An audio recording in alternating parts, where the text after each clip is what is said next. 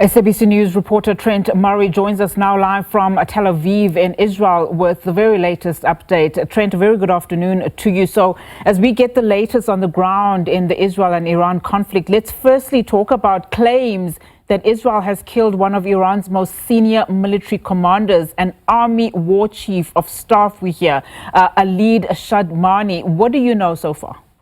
Yeah, well, the IDF is openly admitting that they have killed the chief of staff. They're the country's most senior wartime commander, and what makes this quite significant is that he has only been in his post for about 2 days. He was put into that job after his predecessor was killed in those opening strikes by Israel on Friday, and so seemingly the Israelis are continuing to target the very highest echelons, not just of the Iranian military, but also people that are close advisors to the supreme leader. The IDF, as I say, have put out a statement confirming that they carried out that strike and killed that commander.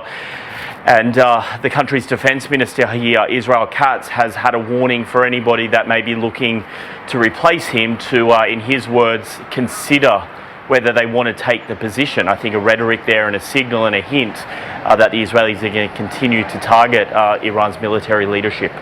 When we look at the reaction from world leaders, particularly as the G7 summit is continuing, what can you tell us around, are there any talks perhaps about any possibility or even space for any kind of conversation or de-escalation between the two countries, as we hear, of course, of these renewed fears that this escalation will likely continue for weeks?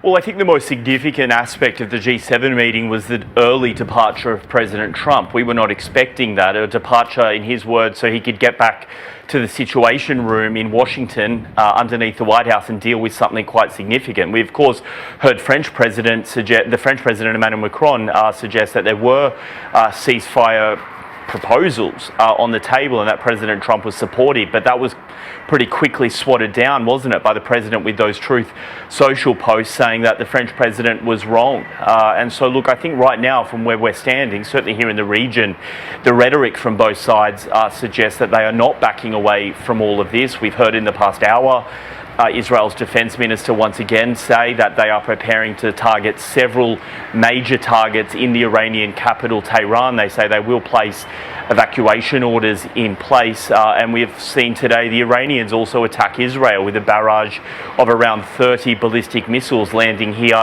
but arriving here in Tel Aviv, mostly intercepted, but some did hit the ground. No reports of casualties. So I think whilst there certainly are calls for a ceasefire, perhaps in the corridors of power in capitals in Europe and other parts of the world, I don't think both sides are showing any willingness right now to come to the table and agree to it.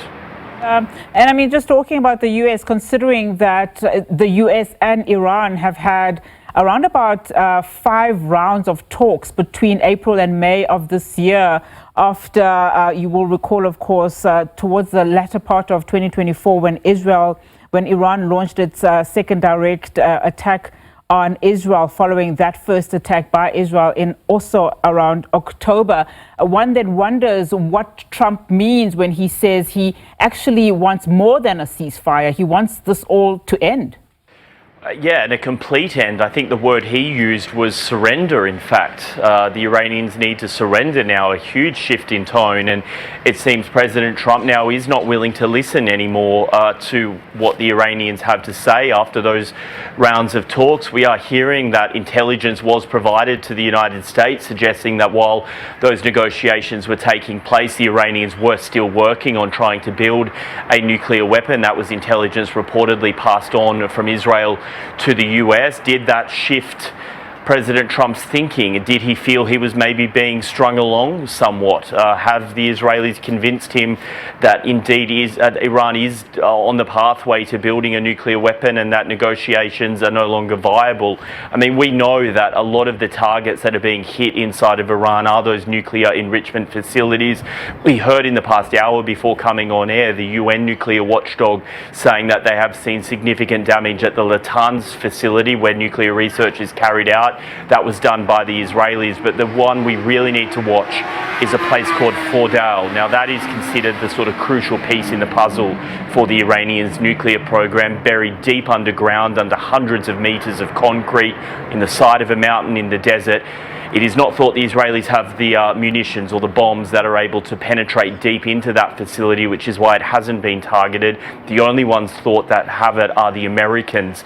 And there is some movement, it suggests here, planes being brought into the region, ships being brought into the region, and a president that's left the G7 meeting to get back to Washington. I think common sense can tell you that potentially the Americans are maybe at least trying to have this option on the table of potentially entering this conflict and using some of their bunker-busting munitions to target that facility. Early days, but we'll certainly be keeping a close eye on it.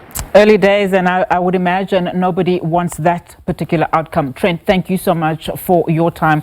SABC News reporter Trent Murray joining us there from Tel Aviv, of course, saying that concern around those particular nuclear facilities, particularly for Fordal, in terms of this escalation that is continuing.